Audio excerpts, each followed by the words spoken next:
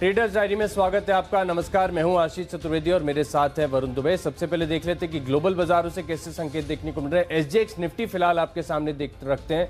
वरुण, कैसे देख रहे हैं एसजीएक्स निफ्टी को? ग्लोबल बाजार से कैसे संकेत है आज? देखिए, सुस्ती के संकेत तो जाहिर सी बात है और हमने कल आपको यही कहा था कि एक बार 12,000 जब छुएगा उसके बाद हमारे यहाँ आपको थोड़ी बहुत नरमी देखने मिलेगी। कल दिन के दौरान आपको देखने मिला एसजीएक्स निफ्टी भी थोड़े नरमी के संकेत दे रहा है। लेकिन उसके पहले मैं आपको ये बता दूं कि हांगकांग के बाजार जो है वहाँ पे ट्रेडिंग जो है फिलहाल हॉल्ट हो चुकी है, क्योंकि वहाँ जो वेदर कंडीशंस है वो खराब हो गई है, उसके वजह से हॉल्ट हुआ है। ये याद रखिए, कोई बड़ा टेक्निकल ग्लिच नहीं है, वेदर कंडीशंस खराब होने की वजह से हॉल्ट हुआ है। इसके लिए कहीं ना कहीं थोड़ी बहुत नरमी आपको अक्रॉस एशिया देखने मिलेगी।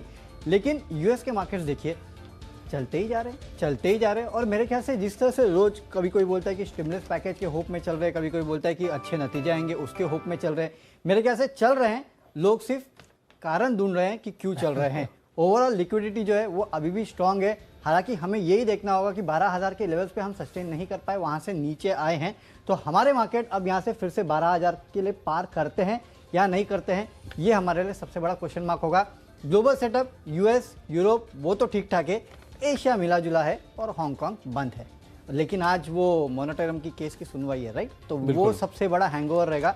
और जैसे कि हम आपको कह भी रहे थे कि अगर निफ्टी को आगे जाना है, 12,000 को पार करना है, तो यहाँ से बैंक निफ्टी का चलना सबसे ज़्यादा ज़रूरी है। अब तक तो चल रहा था, अब देखना होगा इस केस की सुनवाई के बाद क्या होता है। तो काफ़ी कुछ जो है इस केस की कि यहाँ क्या निकल के आता है। अगर वहाँ से बैंक निफ्टी शूटअप होता है तो 12,000 क्या उसके ऊपर भी हम चले जाएंगे, राइट। तो फिर वरुण, आज बिकवाली वाले स्टॉक्स आपकी लिस्ट में कितने होंगे? बिकवाली के 2 स्टॉक है मेरे पास अभी भी, तो 2 स्टॉक मैंने बिकवाली के रखे हैं। लेट्स सी कि क्या होता है, क्योंकि बैंक सोच रहा था मैं लूँ, लेकिन मोनेटोरियम के केस के पहले बैंक्स को लेना काफ़ी रिस्की होता है, इसके लिए अभी छोड़ दिया है।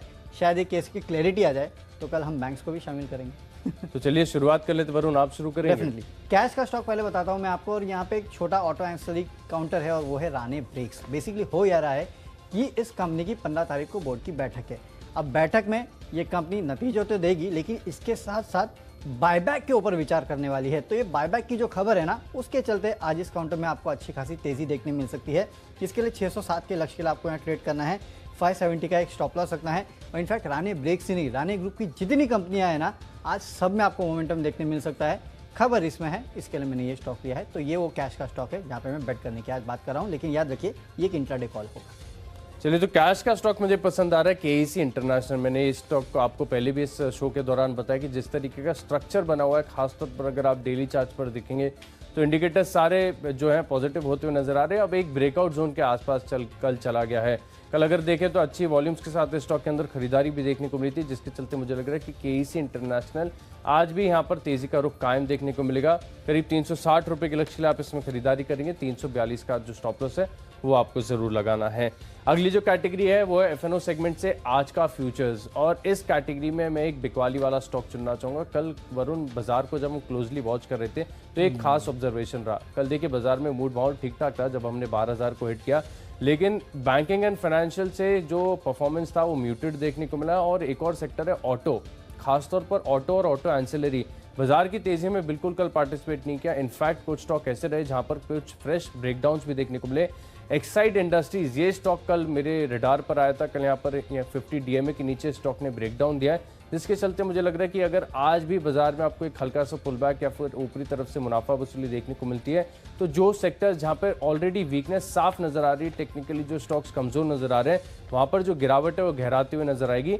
एक्साइड इंडस्ट्रीज के फ्यूचर्स में आज के सत्र में आपको गिरावट देखने को मिल सकती है। स्ट्रक्चर अगर आप कहीं ना कहीं देखें तो एक कंसोलिडेशन फेज में बना हुआ है, लेकिन 50 डीएमए के नीचे फिसलते ही देखिए एक सेंटिमेंटल इंपैक्ट होता है। काफी सारे ट्रेडर्स के, काफी सारे स्क्रीनर्स के रडार पर ये स्टॉक पर आ जाएगा। एक्साइड इंडस्ट्रीज के फ्यूचर्स में आपको बिकवाली करनी है। करीब 157 रुपये 50 पैसे के लक्ष्य के लिए 162 रुपये 20 पैसे का स्ट्रिक्ट स्टॉप लॉस आपको लगाना होगा। ओके, फ्यूचर्स में मैं भी एक बिकवाली की राय दे रहा हूँ, लेकिन यहाँ पे जो बिकवाली है वो खबरों के दम पे है और वो है एसआरएफ। अब ये कंपनी फंड उठा रही है क्यूआईपी के जरिए, अच्छी बात है, इस्तेमाल होगा, काफ़ी कुछ काम होगा, नो डाउट अबाउट इट। लेकिन जो फंड जुटाए जा रहे हैं जिस रेट पे, वो दरअसल करंट मार्केट प्राइस से करीब 4.5% नीचे है। और कल स्टॉक में आपने देखा कि अच्छा खासा उछाल देखने मिला इन्हीं खबरों के चलते कि हो सकता है कि कुछ फंड रेजिंग की जाए क्यूआईपी के जरिए। तो जाहिर सी बात है आज क्योंकि दाम इतना नीचे है उसके वजह से शायद आपको इस काउंटर में थोड़ा बहुत प्रेशर जो है वो देखने मिल सकता है। हो सकता है कि लॉन्ग टर्म स्टोरी अच्छी हो, फंड्स के तरफ से बाइंग भी आए, लेकिन आज तो फिलहाल कम से कम स्टॉक में इंट्राडे में आपको प्रेशर देखने मिलेगा। इसके लिए फ्यूचर में चाहिए तो आप यहाँ बिकवाली करके चल सकते हैं। 4260 के आसपास के लेवल्स जो है वो देखने मिल सकते हैं। 4410 का एक स्टॉप लॉस भी आपको रखना है। QIP के प्राइस 4.5% नीचे है, ये आपको याद रखना है करंट मार्केट प्राइस से, और उसी के चलते आज इस स्टॉक में आपको दबाव देखने मिलेगा।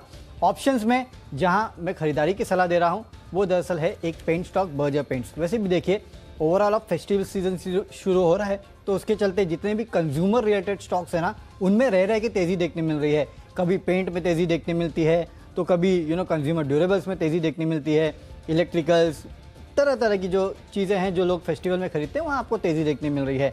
अब बर्जर पेंट्स फेस्टिवल का इम्पैक्ट तो है, लेकिन इसके साथ साथ याद रखिए कच्चा तेल ओवरनाइट वहाँ पे अच्छी खासी गिरावट देखने मिली है, तो इसका जो एक सेंटिमेंटल इम्पैक्ट है आज आपको एडिशनली इस काउंटर में देखने मिलेगा।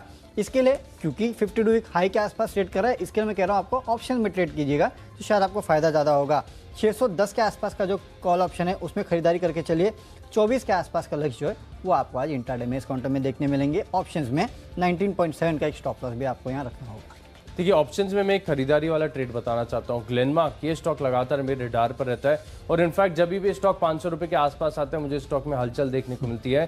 500 रुपये के आसपास आते ही जो मोमेंटम है पॉजिटिव साइड पर आ जाता है, और इसका नेक्स्ट रेजिस्टेंस जब भी ये 500 के आसपास आएगा 508 रुपये बन जाता है। काफ़ी दिनों से मैं स्टॉक को वॉच कर रहा हूँ, जिसके चलते मुझे लग रहा है क्योंकि फार्मा स्टॉक्स का एक्शन वरुण मैं नहीं मानता हूँ कितनी जल्दी जाएगा। हालांकि यूएसएफडी से हम देख रहे हैं जो कड़ा रुख है अब वो दोबारा लौटते हुए नजर आ रहा है, लेकिन आप देखिए सिप्ला में भी आज जो है हल्की सी नेगेटिव खबर आती हुई दिखी है, लेकिन चार्ट देखिए इतना मजबूत है कि बिकवाली करने की हिम्मत नहीं हो रही है। ग्लेनमार्क फार्मा यहाँ पर मुझे लग रहा है कि दिन के दौरान तेजी देखने को मिल सकती है। 495 के आसपास की क्लोजिंग है। 500 रुपए के कॉल ऑप्शन में आपको खरीदारी करनी है 28 रुपए 70 पैसे के लक्ष्य के लिए, लेकिन जो स्टॉप लॉस है बहुत स्ट्रिक्टली फॉलो करना होगा आपको 17 रुपए का। इसको आगे बढ़ाते हैं, अगली जो कैटेगरी है वो टेक्नोपिक, और ये स्टॉक में रिपीट कर रहा हूँ। कल भी स्टॉक मैंने आपको बताया था और मुझे लग रहा है कि कंफर्मेशन महज कल की जो गिरावट है बिकवाली वाला स्टॉक है। अशोक लेलैंड के फ्यूचर्स में आपको बिकवाली करनी है। लगातार ये स्टॉक मेरे रडार पर बना रहेगा क्योंकि स्ट्रक्चर काफी ज्यादा कमजोर है।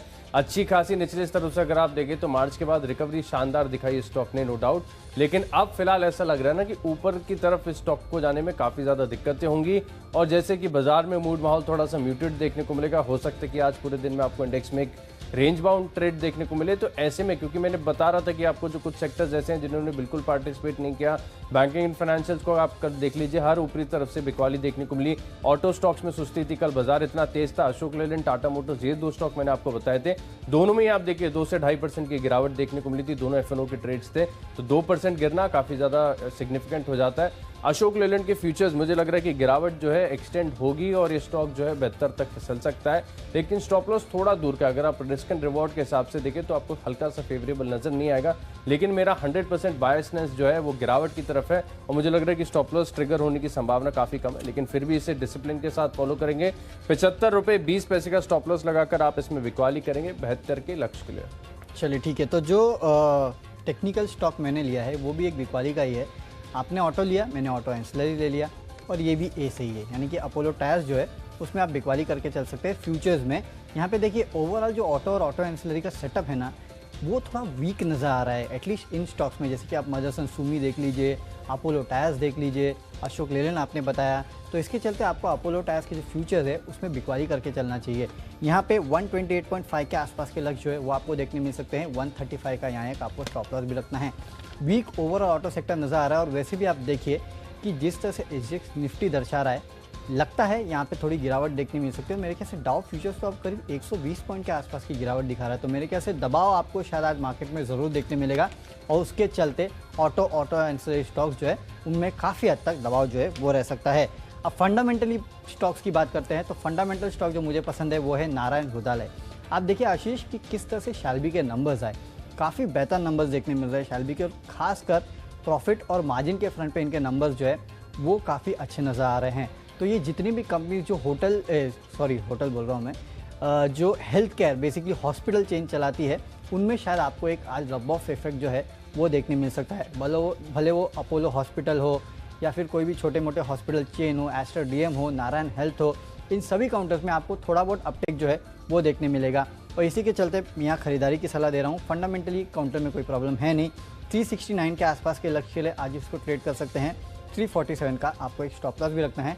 शायलबी के नंबर्स का इम्पैक्ट जो है वो आपको अक्रॉस हॉस्पिटल चेन्स में देखने मिलेगा, उसके चलते नारायण हृदयालय में खरीदारी की सलाह है। देखिए फंडामेंटली मुझे पसंद आ रहा है बीपीसीएल, लेकिन वरुण एक चीज़ है, एक डिलेमा होता है जब आप टेक्निकल्स फंडामेंटल्स दोनों फॉलो करते हैं तब थोड़ा सा लाइफ में डिलेमा हो जाता है। अब टेक्निकल्स के हिसाब से अगर आप देखेंगे तो बीपीसीएल आपको ऐसा लगेगा it is a falling knife, यहाँ पर लगातार गिरावट देखने को मिल रही है, किसी भी स्तर पर खरीदना थोड़ा सा मुश्किल हो जाएगा। लेकिन मैं ये मानता हूँ कि क्योंकि इनकी जो डिसइन्वेस्टमेंट की एक्सप्रेशन ऑफ इंटरेस्ट मंगाने की तारीख थी वो कहीं ना कहीं टलती हुई नजर आई, लेकिन आप कोर कारोबार को कैसे इग्नोर कर सकते हैं। आप देखिए कि इनकी प्रेजेंस कितनी बढ़िया है, मार्केट शेयर कितना अच्छा है, लगातार कंपनी एक्सपांड कर रही है। अभी कोई एयर इंडिया को तो डिसइन्वेस्टमेंट है नहीं कि अगर नहीं हुआ तो फिर मामला अटक जाएगा। बीपीसीएल है, कैश रिच कंपनी, अच्छी कंपनी है, व्यवसाय काफ़ी बढ़िया है, दिक्कत ही क्या है इसमें। मुझे नहीं लगता कि स्टॉक में इतनी ज़्यादा गिरावट होना, कहीं ना कहीं देखें तो बाजार इसे ठीक से जो है वो फैक्टर इन कर रहा है, और मुझे लग रहा है कि कहीं ना कहीं निचले स्तरों से स्टॉक में किसी दिन खरीदारी आएगी। और मुझे काफ़ी ज़्यादा ऐसा लग रहा है कि इंडिकेटर्स के हिसाब से भी देखें तो आरएसआई थोड़ा सा ओवरसोल्ड जोन के पास जा चुका है, ऑलमोस्ट 27 के आसपास का आरएसआई है, हालांकि 20 तक भी फिसल सकता है, उसके नीचे भी रह सकता है, कोई भी स्टॉक लगातार ओवरसोल्ड रह सकता है, इस चीज़ को इग्नोर नहीं करना।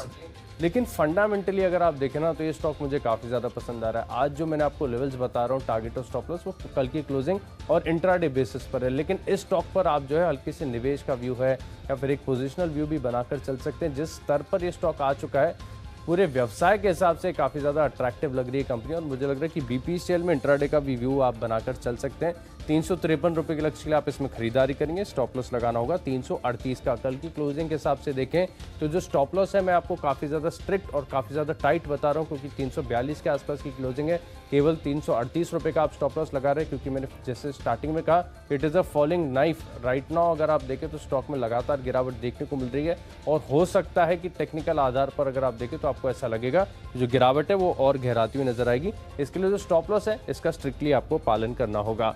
अगली जो कैटेगरी है वो एक्चुअली इन्वेस्टमेंट के लिहाज से, और ये स्टॉक मुझे काफ़ी ज़्यादा पसंद आ रहा है, खासतौर पर भारती एयरटेल। और भारतीय एयरटेल देखिए फास्ट मनी के दौरान, फिर इस शो की शुरुआत में हम आपको बताते थे 530 के स्तर से हमने लगातार इस स्टॉक के अंदर बिकवाली की। उसके मुझे याद नहीं आता कि कभी भी मैंने उन दिनों में इस स्टॉक में खरीदारी का व्यू बनाया होगा, क्योंकि 530 के आसपास एक राउंडिंग टॉप का ब्रेकडाउन हुआ था, और उसके बाद देखिए हम कहाँ तक फिसल चुके हैं, स्टॉक ऑलमोस्ट 415 पर आ गया है। अब 415 के भाव पर आपको देश की दुनिया की माफ़ कीजिएगा देश की जो है काफ़ी बेहतरीन टेलीकॉम कंपनी मिल रही है। कंपैरेटिव अगर आप देखेंगे तो वोडाफोन आइडिया के लिए काफ़ी ज़्यादा स्ट्रगल है, सर्वाइवल के लिए, फिर बिजनेस एक्सपांशन के लिए।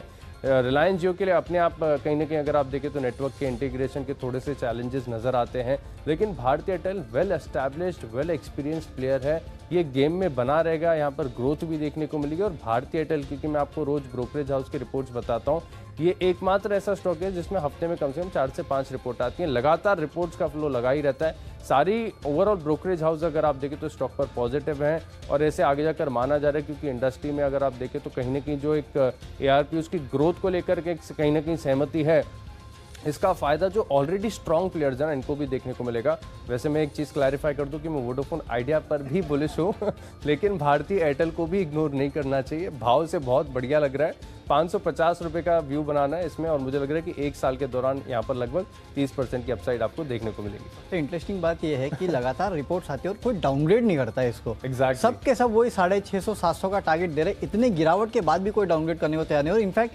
आशीष, जो अभी नंबर्स आए हैं मेरे ख्याल से सितंबर के, उसमें अच्छे खासा सब्सक्राइबर एडिशन इस कंपनी ने किया है। आप ये सोचिए, इतना टफ कॉम्पिटिटर होने के बाद भी, एक बड़ी दिग्गज कंपनी जिसने पूरे टेलीकॉम स्पेस की गेम चेंज कर दी, उसके बाद भी भारतीय एयरटेल लगातार जो है सब्सक्राइबर्स को ऐड कर रहा है। ये अपने आप में दर्शाता है कि कहीं ना कहीं जो सर्विस है ना इस कंपनी की वो काफ़ी अच्छी है, जिसकी वजह से सब्सक्राइबर्स ऐड हो रहे हैं। और मेरे ख्याल से ये काउंटर जो है, आपने तो फिर भी 550 का टारगेट दिया, मैं तो हमेशा कहते जाता हूँ कि 700 रुपये के आसपास, इनफैक्ट मुझे तो ये 1000 रुपये का स्टॉक लगता है। नो डाउट अभी गिर गया, इसके लिए बात अलग है, लेकिन हाँ फंडामेंटल बहुत ही बेहतरीन स्टोरी है ये। चलिए, इन्वेस्टमेंट के तौर पे मुझे जो स्टॉक अच्छा लगता है वो है ICICI बैंक। अब देखिए, आज एक तो मोनोटर्म की सुनवाई है, उसके चलते थोड़ी वॉलेटिलिटी रह सकती है, नो डाउट, लेकिन इस स्टॉक को देखिए, ये लंबे समय तक है ना 320, 330 से 380, 390, 370 इस रेंज में ट्रेड करता था। इसके बाहर निकलने को तैयार नहीं था। बाहर निकलता है तो भी 400 के ऊपर तो जाने के लिए बिल्कुल रेडी नहीं होता था ये काउंटर। अब ये 400 के ऊपर जा चुका है, यानी कि जिस रेंज में ट्रेड कर रहा था ना, उस रेंज को ऊपरी तरफ इस काउंटर ने ब्रेक कर दिया है। ये सबसे अच्छी बात है। दूसरा, बैंकिंग स्पेस में अगर आपको कहीं बेट करना है कि जैसे मैं आपको कह भी रहा हूँ, यहाँ से अगर निफ्टी को 12,000 के पार जाके टिकना है तो बैंक निफ्टी का चलना काफ़ी ज़रूरी है। और बैंक निफ्टी के चलने में प्राइवेट बैंक्स का एक बहुत बड़ा हाथ हो सकता है, ये आप याद रखिए। और इसके लिए ICICI बैंक जो है वो इन लेवल्स पे काफ़ी वेल प्लेस्ड है। अच्छा खासा अपने रेंज को इसने ब्रेक किया है। मेरे ख्याल से यहाँ से चलते चलते कम से कम 500 के आसपास के लेवल जो है आपको ये स्टॉक जो है 4 से 6 महीने में दिखा सकता है। एक वेल फंडामेंटल बैंक है, बैंक निफ्टी का चलना काफ़ी ज़रूरी है और रेंज ब्रेकआउट, तो ये तीनों चीज़ जो है मुझे भरोसा दिलाती है कि अगले 4 से 6 महीने में कम से कम 500 के आसपास के लेवल जो है वो आपको भारतीय एयरटेल में ICICI बैंक में ज़रूर देखने मिल सकते हैं। चलिए अब बात करते हैं खबरों वाले स्टॉक की। तो एक खबर तो मैंने आपको शुरू में ही दी कि किस तरह से कच्चे तेल में आप देखिए कि दिन के दौरान अच्छी खासी गिरावट देखने मिली है। तो इसका इम्पैक्ट जो है ना आज आपको ओवरऑल ऑयल मार्केटिंग कंपनीज में देखने मिल सकता है। इसके लिए HPCL जो है उसको मैंने चुना है खबरों में। यहाँ पे आपको एक अच्छा खासा अपमूव जो है आज के दिन इंट्राडे में HPCL में देखने मिलेगा। और याद रखिए ये एक इंट्राडे का कॉल है। क्योंकि जिस तरह से कच्चे तेल के दाम गिरे हैं उसका फायदा इन कंपनीज को मिलेगा। इसके अलावा आशीष में देख रहा था कि पेट्रोल डीजल की जो डिमांड है वो वापस कहीं ना कहीं प्री कोविड लेवल की तरफ बढ़ रही है, तो वो भी एक बहुत बड़ा फैक्टर है जो शायद आपको आने वाले क्वार्टर्स में इन कंपनीज पे पे आउट होते हुए दिखाई देगा। इसके लिए फंडामेंटली तो अच्छी लगती है, लेकिन इंट्राडे में एक अच्छा ट्रेड यहाँ पे बन सकता है। 175 के लेवल के लिए आसपास के लिए इसको आज ट्रेड कीजिएगा। 168 के आसपास आपको एक स्टॉप लॉस इस काउंटर में ज़रूर रखना है। ऑयल मार्केटिंग कंपनीज आज शायद चल सकती है। BPCL आपको पसंद था, HPCL मुझे पसंद है। चलिए आपने मेरा जो कन्विक्शन है इसे बढ़ा दिया है। खबरों के दम पर वरुण आपने काफ़ी डिस्क्रिप्टिव वे में बताया था कि जैसे पूरे एक हेल्थ केयर हॉस्पिटल चेन है, यहाँ पर शाल्बी के नतीजों का इम्पैक्ट देखने को मिलेगा। शाल्बी के कल नतीजे आए शाम को और मुनाफा देखें तो 13 करोड़ से बढ़कर 24 करोड़ हो गया। ऑक्यूपेंसीज में भी सुधार देखने को मिला। ऑपरेशनली भी अगर आप देखें कामकाजी मुनाफे में भी ग्रोथ देखने को मिली। हालांकि टॉप लाइन में थोड़ा सा दबाव रहा, क्योंकि अगर आप देखें तो कंपनी का जो मुख्य कारोबार है वो नी रिप्लेसमेंट का है। ऐसे में इतने समस्याओं के दिक्कतों के चलते हुए नी रिप्लेसमेंट अब कितने लोग करवाएंगे कितने नहीं कर पाएंगे। लेकिन यहाँ पर अभी जो जिस तरीके के नतीजों में रिस्पांस देखने को मिला, काफ़ी बेहतरीन नतीजे देखने को मिले। और स्टॉक अगर आप देखें तो भाव से भी कहीं ना कहीं एक सेंटिमेंटल पॉजिटिव जोन पे जाता है। कभी भी स्टॉक कोई 100 रुपये के आसपास आता है तो उसमें 2 से 3% के मूव तो आप एक्सपेक्ट कर ही सकते हैं। मुझे लग रहा है क्योंकि नतीजों का खबर है तो यहाँ पर एक कैटलिस्ट की तरह काम करेगी और 110 रुपये तक ये स्टॉक जा सकता है। 20% का सर्किट है मेरे हिसाब से, तो मुझे लग रहा है कि केवल 97 का स्टॉप लॉस लगाकर आप यहाँ पर खरीदारी कर सकते हैं। दिन के दौरान शाल्बी में एक उछाल देखने को मिलेगा, लेकिन एक स्टैंडर्ड एडवाइस जो मैं आपको हमेशा देता हूँ कि जो भी खबरों वाले स्टॉक हों, नतीजे वाले हों, वहाँ पर अगर आप कैश के छोटे स्टॉक्स हैं और आप देखने की काफ़ी ज़्यादा गैप अप ओपनिंग हो रही है तो एक बार के लिए स्टॉक को आप छोड़ सकते हैं। उसके बाद अगर आपके स्तर पर आए तो आप दोबारा इसमें एंट्री करेंगे या फिर छोड़ दीजिए। आइडियाज़ तो आपको ढेर सारे मिलते हैं। ये अच्छा कि दवाई और हॉस्पिटल में अगर आप खर्चा कर रहे हो तो स्टॉक्स खरीद लीजिए और वो खर्चे को आप अपना रिप्लेस कर लीजिए, वसूल कर लीजिए, क्योंकि इन स्टॉक में अच्छा खासा दमकम जो है वो देखने मिल रहा है। राइट, बिल्कुल।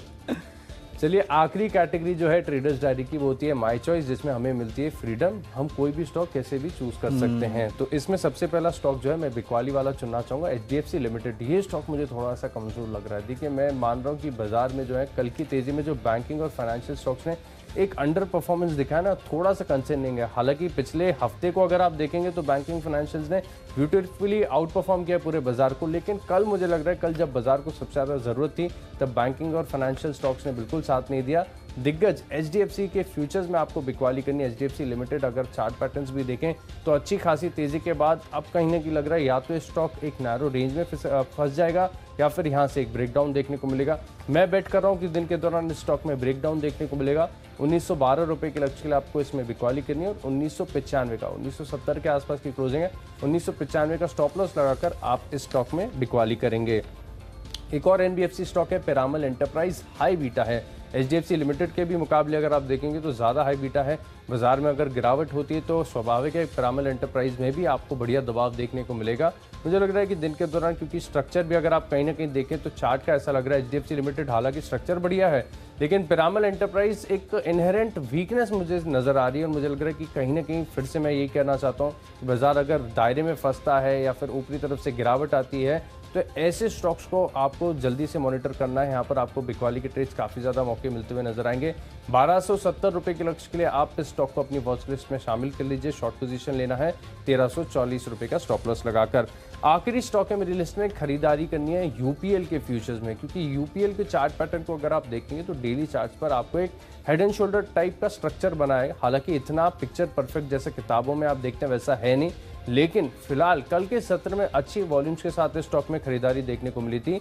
और अगर आज भी अगर फर्दर एक खरीदारी देखने को मिलती है तो जो बेरिश स्ट्रक्चर है वो नेगेट हो जाएगा। और जब भी बेरिश स्ट्रक्चर नेगेट होता है तो हम देखते हैं कि एक बढ़िया तेजी देखने को मिलती है ऐसे स्टॉक्स में। और यूपीएल वैसे भी अगर आप देखें तो ग्लोबल मूड माहौल तो सपोर्टिव है ही। यूएस में काफ़ी बढ़िया तेजी देखने को मिलती है, यूएस से कंपनी की अच्छी खासी आय आती है। तो मुझे लग रहा है कि फंडामेंटली भी बहुत बेहतर स्टोरी है, यहाँ पर आप खरीदारी करके चल सकते हैं। हालांकि कोई बड़े उछाल की मैं उम्मीद नहीं कर रहा हूँ, क्योंकि स्ट्रक्चर जो है अभी भी बेरिश है। नेगेट होना फिलहाल बाकी है। हम बेट कर रहे हैं कि दिन के दौरान तेजी होगी तो नेगेट हो जाएगा। 507 रुपये की क्लोजिंग है, 518 रुपये के लक्ष्य के लिए आप खरीदारी करेंगे। 502 रुपये का आपको स्टॉप लॉस लगाना है। डेफिनेटली आशीष, कल यूएस में अच्छी तेजी देखने मिली, लेकिन आज देखिए डाउ फ्यूचर्स थोड़ा डरा रहा है। जिस तरह से 120 अब उससे भी ज़्यादा गिरावट देखने मिली, मेरे ख्याल से 125 पॉइंट के आसपास की गिरावट देखी जा रही है। और एसजीएक्स निफ्टी भी देखिए करीब 40 पॉइंट के आसपास की गिरावट दिखा रहा है। तो शायद शुरुआत तो आज हमारी थोड़ी कमज़ोर होने वाली है, ये साफ साफ समझ में आता है। तो उसके चलते देखिए क्या होता है, लेकिन हाँ थोड़ी कमज़ोर शुरुआत के संकेत यहाँ मिल रहे हैं। और कंटिन्यूसली इसको ट्रैक कीजिएगा कि जिस तरह से डाउ फ्यूचर्स ट्रेड कर रहे हैं, क्योंकि कमज़ोरी जो है वहाँ लगातार बढ़ते जा रही है। चलिए माय चॉइस के काउंटर्स मैं आपको बताता हूँ। उसमें एक है दीपक नाइट्रेट। देखिए फंडामेंटली तो यह काउंटर मुझे वैसे भी पसंद है।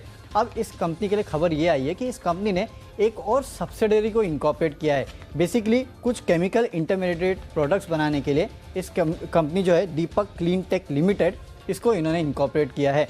वैसे भी फंडामेंटली स्टोरी काफ़ी अच्छी है और इस इनकॉर्पोरेशन के चलते आज आपको इस काउंटर में अच्छी खासी तेज़ी जो है वो देखने मिल सकती है। इसके लिए इंट्राडे में 767 के आसपास के लक्ष्य के लिए आपको यहाँ खरीदारी करके चलने चाहिए। 720 का स्टॉप लॉस रखना चाहिए।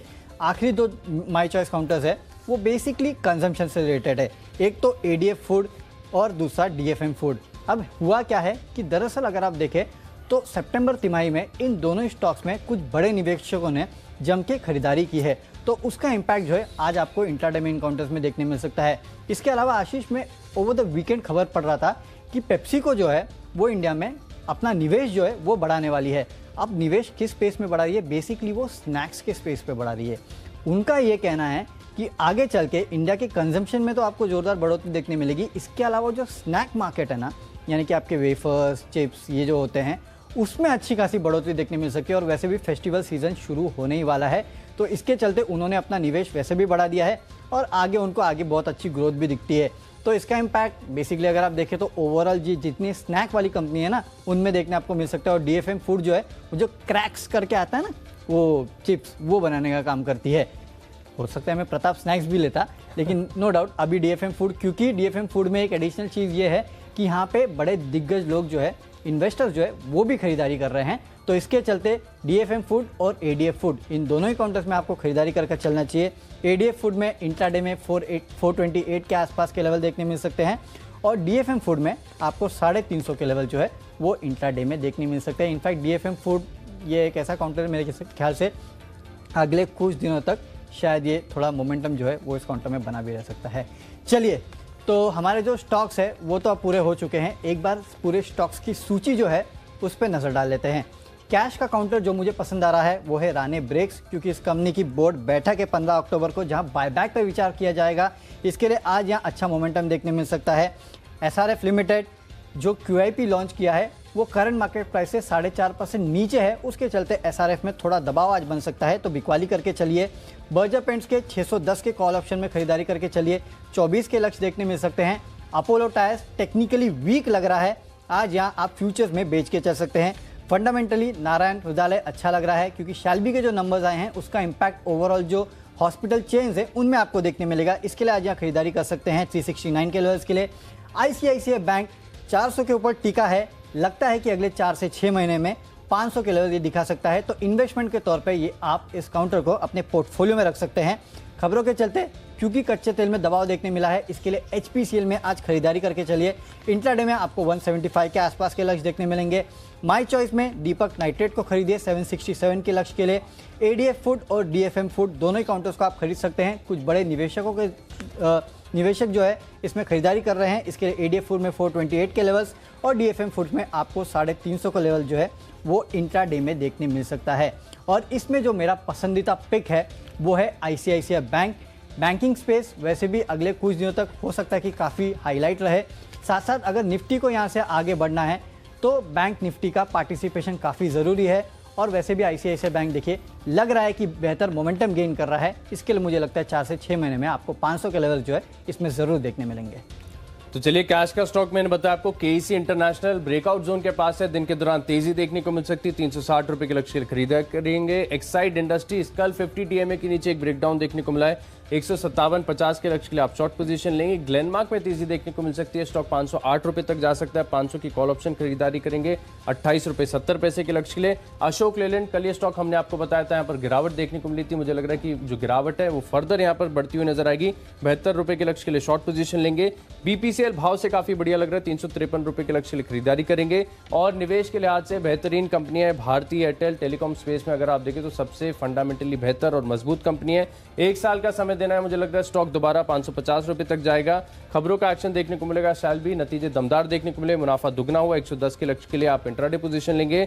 HDFC लिमिटेड और पिरामल एंटरप्राइज के फ्यूचर्स में आपको बिकवाली करनी है, मुझे लग रहा है ऊपरी तरफ से इन दोनों स्टॉक्स में गिरावट देखने को मिलेगी। और UPL में अगर आज तेजी होती है तो एक बेरिश पैटर्न जो है नेगेट होता हुआ नजर आएगा। 518 रुपए के लक्ष्य के लिए आप खरीदारी करेंगे। इन 10 स्टॉक्स में मेरा कन्विक्शन सबसे ज्यादा है भारतीय एयरटेल पर, क्योंकि जिस तरीके की कंपनी के फंडामेंटल्स है, लगातार पॉजिटिव रिपोर्ट्स आती हैं, लगातार ब्रोकरेज हाउस के अपग्रेड्स आते हैं। मुझे लग रहा है कि 1 साल का अगर आप इस स्टॉक को समय देंगे तो यहां से 30 से 40% तक के रिटर्न्स आपको देखने को मिल सकते हैं।